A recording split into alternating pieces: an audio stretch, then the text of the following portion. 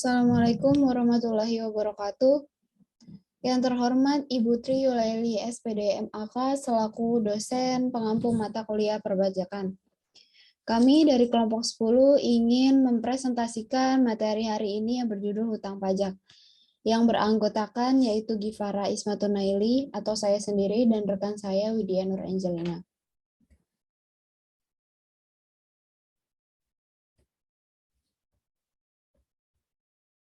Pokok pembahasan. Yang pertama, definisi utang pajak.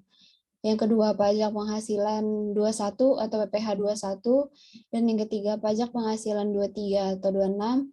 Yang keempat, pajak penghasilan final. Yang kelima, pajak penghasilan 29. Yang keenam, PPN. Yang pertama ada utang pajak. Utang pajak merupakan pembayaran pajak yang dilakukan dengan mekanisme pemotongan dan garis miring atau pemungutan pajak. Pemotongan dan garis miring atau pemungutan memiliki makna yang berbeda.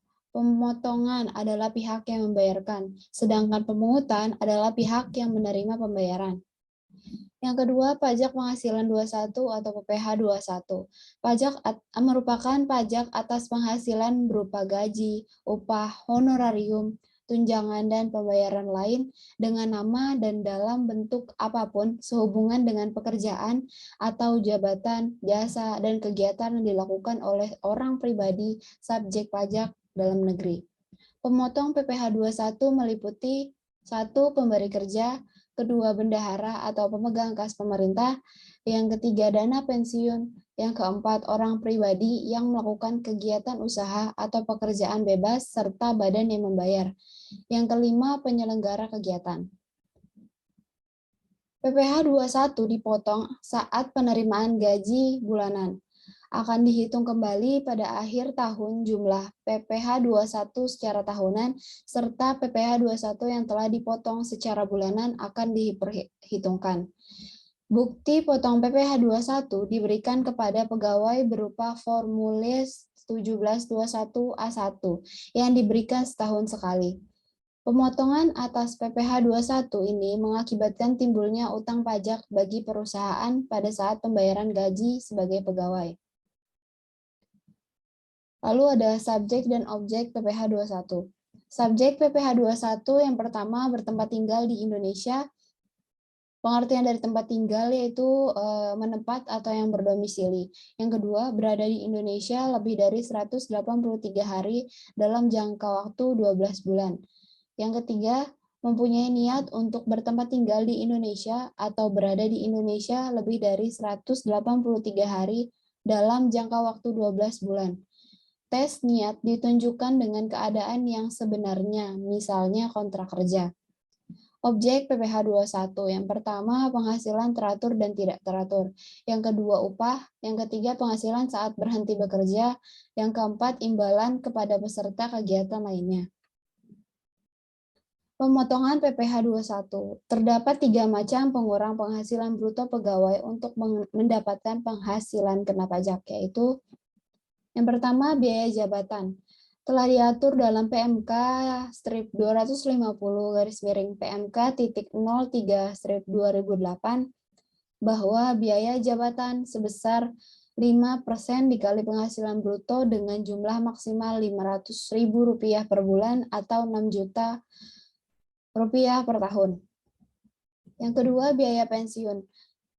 Perlakuannya sama dengan biaya jabatan, tetapi hanya dikurangkan atas pendapatan pensiun. Jumlah biaya pensiun maksimal 5% dari penghasilan bruto atau sebesar Rp200.000 per bulan atau maksimal sebesar Rp2.400.000 per tahun. Yang ketiga, iuran pensiun. Iuran pensiun adalah iuran jaminan hari tua yang dibayar sendiri berdasarkan peraturan pemerintah nomor 14 tahun 1993. Iuran jaminan hari tua yang dibayar sendiri sebesar 2% dari gaji sebulan. Yang keempat, PTKP. Bagi pegawai tetap dan penerima pensiun, bulanan PTKP diberikan sesuai jumlah dalam pasal 6 dan pasal 7 UU nomor 36 tahun 2008 ke PMK 162 garis miring PMK titik 011 garis miring tahun 2012 yaitu per tahun. Contoh perhitungan dari PPh 21, Budi memiliki NPWP, bekerja pada PT Angkasa dan memperoleh gaji sebulan sebesar 18 juta rupiah. Statusnya kini menikah dan memiliki 2 orang anak dan menanggung kedua orang tuanya yang sudah tidak bekerja lagi. PT Angkasa mengikuti program Jam Sostek di mana PT Angkasa membayar premi asuransi kecelakaan kerja dan premi asuransi kematian sebesar Rp150.000 dan Rp80.000. PT Angkasa memberikan tunjangan transportasi Rp1 juta per bulan. Budi membayar uang pensiun Rp50.000 per bulan dari iuran THT 1% dari gaji sebulan.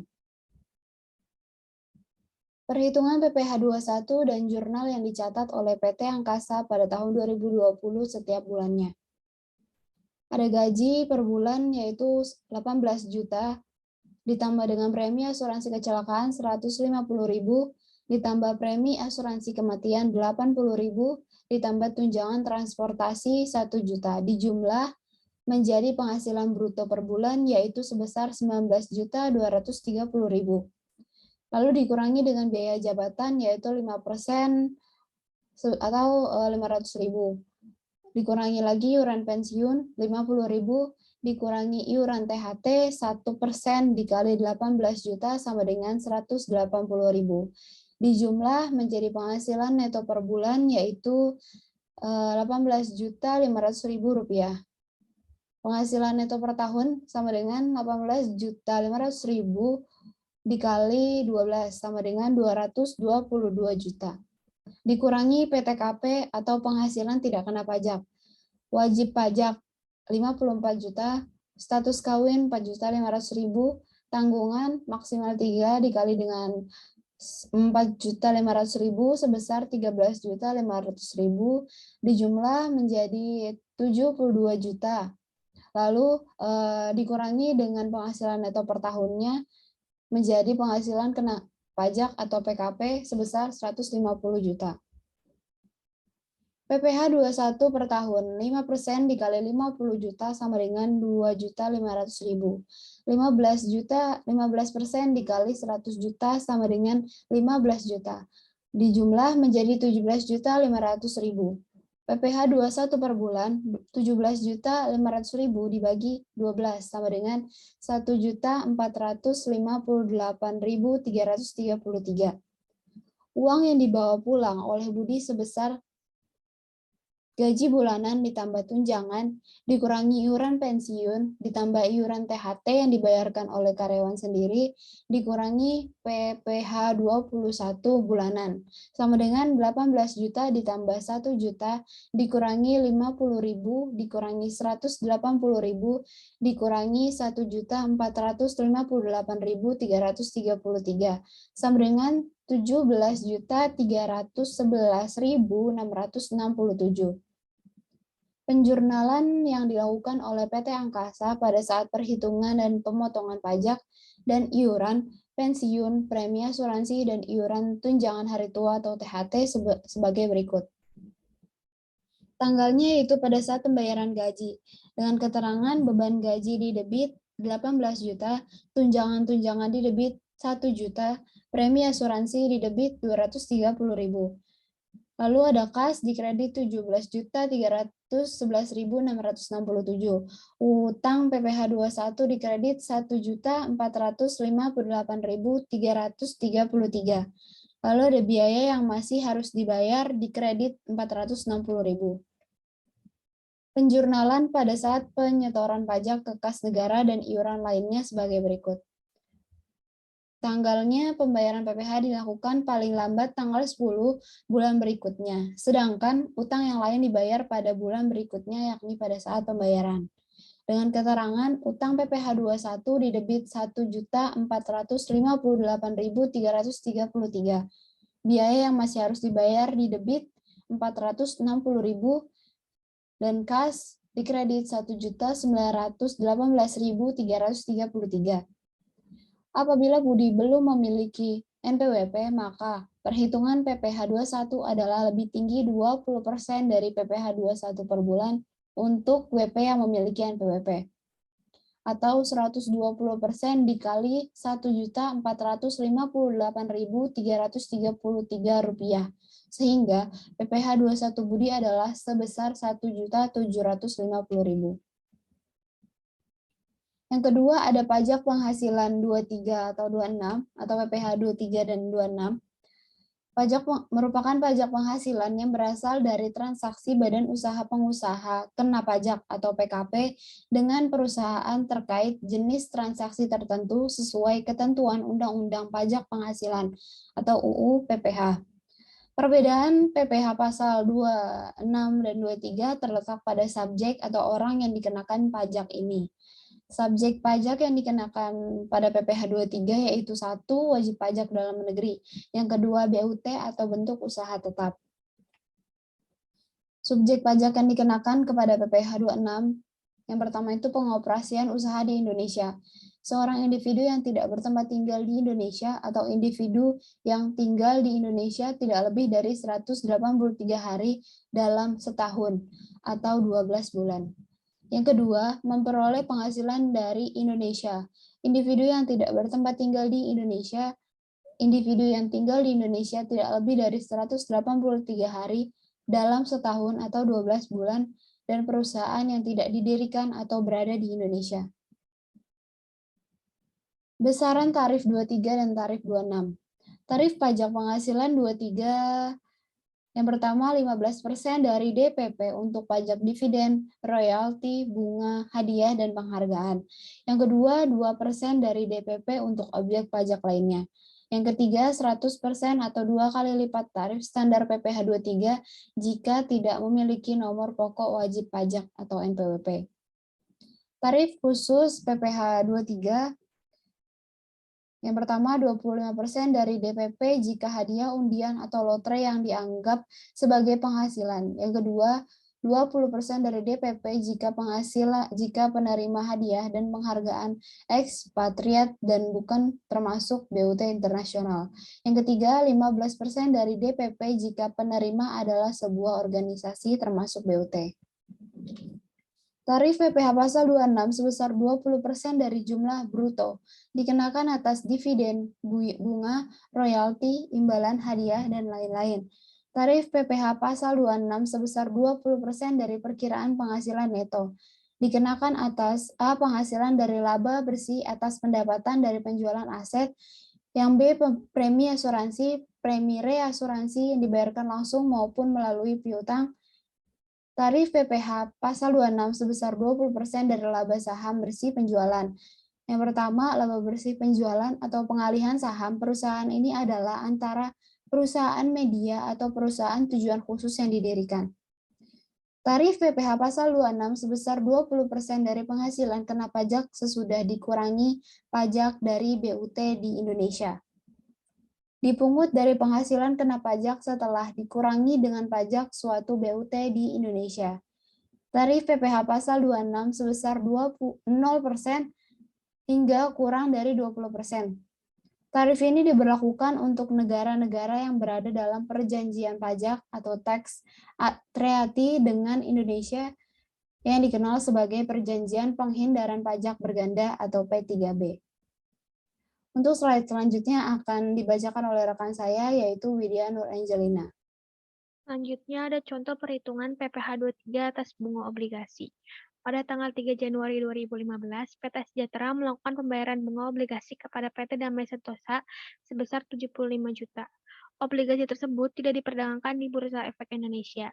Dan berapakah PPh pasal 23 yang harus dipotong oleh PT Sejahtera? Yaitu 15% dikali 75 juta hasilnya 11.250. Dilakukan pembayaran pada akhir bulan yaitu pada tanggal 31 Januari 2015. Kita ada contoh perhitungan PPh 26 atas hadiah. Pak Kalik seorang atlet dari Malaysia. Ia mengikuti lomba lari maraton di Indonesia dan berhasil meraih juara dengan hadiah uang tunai sebesar 200 juta. Hadiah yang diterima itu merupakan objek PPh 26 dengan tarif 20%. Yaitu PPh pasal 26 sama dengan penghasilan bruto dikali tarif 26 yaitu 200 juta dikali 20% hasilnya 40 juta. Dengan demikian, dari lomba maraton yang diikuti Paklik akan menerima hadiah berupa uang tunai sebesar 200 juta dikurang 40 juta hasilnya 160 juta. Yang keempat ada PPh final.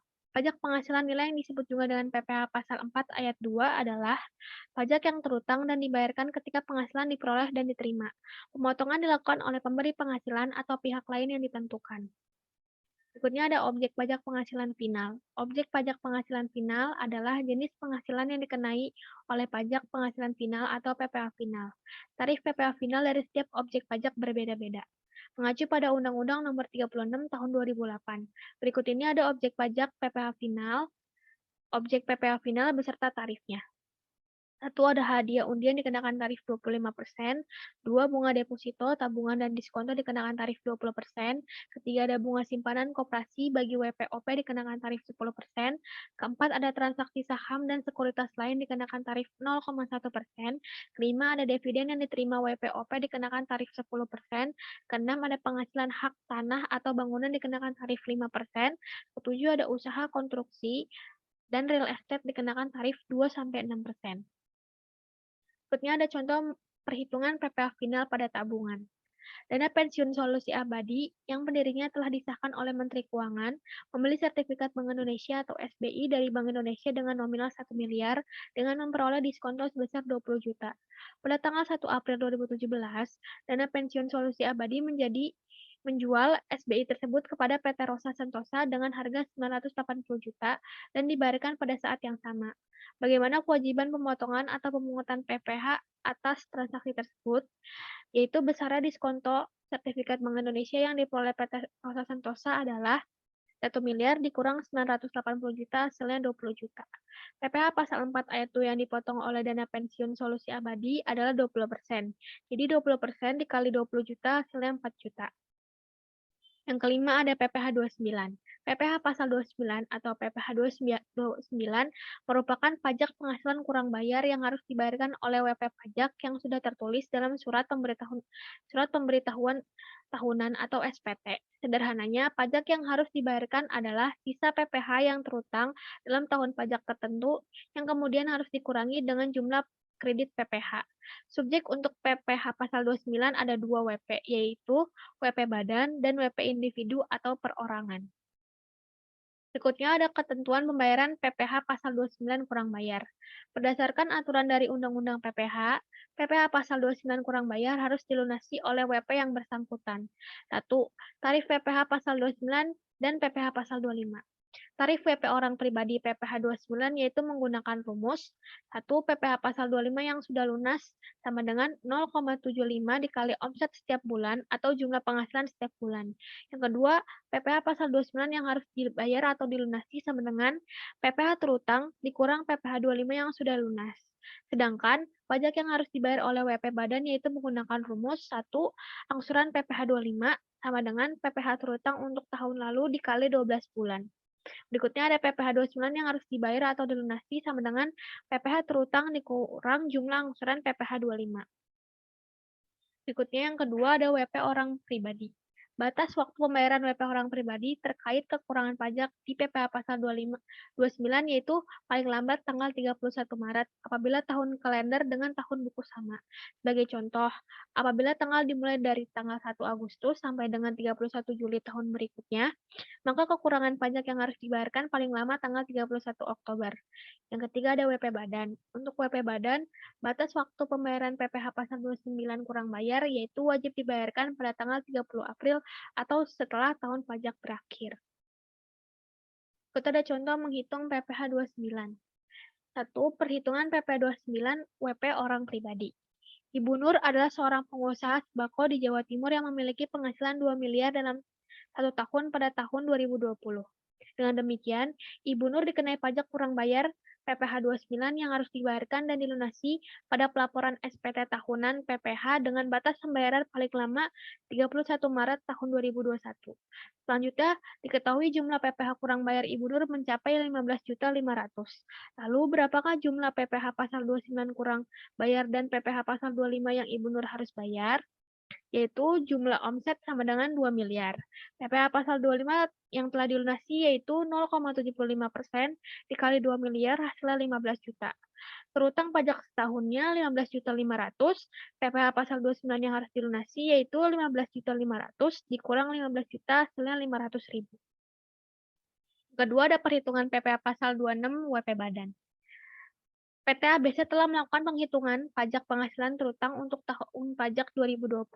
Lalu ditemukan jumlah PPh terutang tahun 2020 sebesar 500 juta dalam 1 tahun. Namun, PT tersebut memiliki laba yang lebih besar pada tahun 2021 dan ditemukan jumlah pajak terutang tahun 2021 sebesar 700 juta setelah dihitung kembali.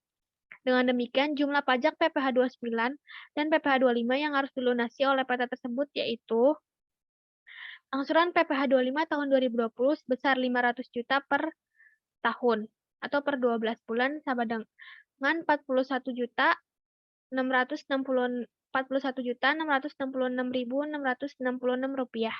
PPh terutang 2021-nya yaitu 700 juta, PPh pasal 29 yang harus dilunasinya yaitu 700 juta dikurang 500 juta hasilnya 200 juta. Yang keenam ada PPN. Pajak pertambahan nilai atau PPN adalah pemungutan pajak terhadap setiap transaksi atau perdagangan jual beli produk atau jasa dalam negeri kepada wajib pajak orang pribadi, badan usaha maupun pemerintah. Istilah PPN dalam bahasa Inggris dikenal dengan Goods and Service Tax atau GST atau Value Added Tax atau VAT. Pajak ini bersifat tidak langsung, objektif, dan non-kumulatif.